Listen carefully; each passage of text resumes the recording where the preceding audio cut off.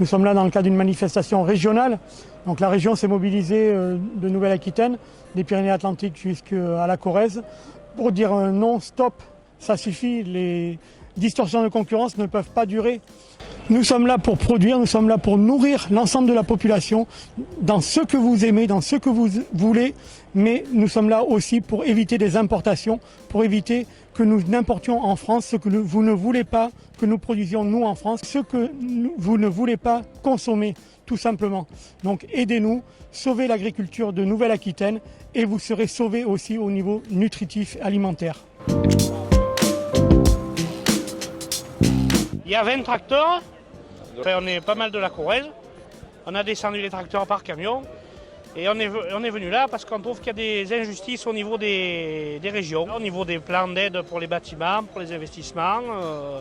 Il y a des régions qui sont mieux aidées que d'autres et M. Rousset apparemment n'a pas l'air d'être à l'écoute de ces agriculteurs de la région Nouvelle-Aquitaine. Faire des bâtiments, pour donner un exemple... Il y a une différence de 3 à 5 à peu près entre les aides de la région Auvergne-Rhône-Alpes ou même la région Occitanie qui sont bien mieux lotis que la région Nouvelle-Aquitaine où en effet le président Rousset apporte vraiment très peu d'aide pour moderniser, pour aider surtout l'élevage aussi en Corrèze. Et donc voilà aussi pourquoi on est là. Moi je suis éleveur à Gimel-les-Cascades en Corrèze, en Vaudelet, et installé en orcade familiale et c'est très dur en ce moment, c'est très dur. C'est ça, enfin, si le consommateur, j'espère encore, achète français. On a un cahier des charges, en France on a une agriculture qui n'y a pas plus propre et on a une agriculture exceptionnelle et on est en train de la détruire. Mais on ne sait pas ce qu'ils mangeront de la merde, ça c'est sûr, et il ne faudra pas s'étonner qu'ils aient des cancers. Ça ne viendra pas de notre faute. Moi je suis carrément limitrophe Cantal-Corrèze, voilà.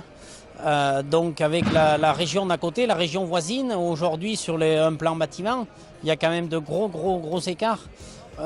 Aujourd'hui on peut prendre l'exemple d'un bâtiment qui va coûter 250 000 €. Aujourd'hui c'est un bâtiment, je dirais, classique en élevage, c'est pas un gros bâtiment, c'est pas un projet énorme, on n'est pas sur la lune à 250 000 €. Donc en Corrèze, on arrivera péniblement à avoir 53 000 € de subvention. Et dans le Cantal, on va arriver à largement 2 fois plus, même on sautera. Donc il y a quand même, donc sur les plafonds Cantal, la transparence GAEC, on va appuyer là-dessus aussi. Parce que la transparence GAEC, quand on est installé en société à plusieurs, et la région voisine, on a la transparence totale. Aujourd'hui, sur la Nouvelle-Aquitaine, on n'a pas la transparence totale. On a le plafond qui est à 100 000 € d'aide, donc on a 30% de 100 000 €. C'est sur un bâtiment à 250 000, c'est même plus envisageable. Et aujourd'hui, avec les prix, les envolées des matériaux, des matières premières et ainsi de suite, on ne va plus être du tout compétitif. Ils parlent de compétitivité. Aujourd'hui, je regrette, un bâtiment en Corrèze ou un bâtiment juste à côté, dans la région d'à côté, on a gros écart, Grosso modo, on va emprunter, le Cantal va emprunter 90 000 et nous, on va emprunter 200 000, Je suis éleveuse sur la commune de Saint-Privat, donc aussi toute proche du Cantal. Donc moi j'élève des limousines, essentiellement donc pour faire quelques reproducteurs et aussi donc essentiellement de la viande, parce que je vends du broutard, donc des veaux qui ont atteint à peu près l'âge de 9-10 mois, qui sont élevés sous leur mère et qui vont être aussi engraissés en Italie par la suite. Et je vends aussi donc des vaches de label, en fait, du blason prestige, du label rouge limousin, donc pour faire de la viande.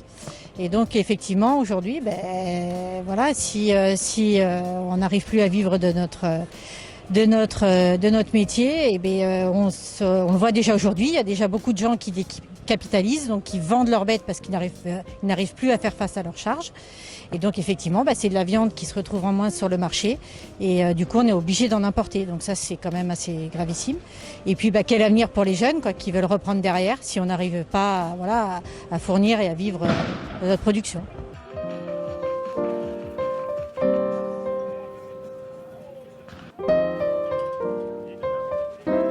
Les agriculteurs se sont réunis aujourd'hui à Bordeaux et il fallait un petit peu montrer les dents à la fois face à l'État et au Conseil régional parce que nous, les agriculteurs, ont le sentiment aujourd'hui de porter une vraie responsabilité, la responsabilité de la souveraineté alimentaire et celle de la vie dans nos territoires. On est là, on n'est pas délocalisable et on ne va pas bouger.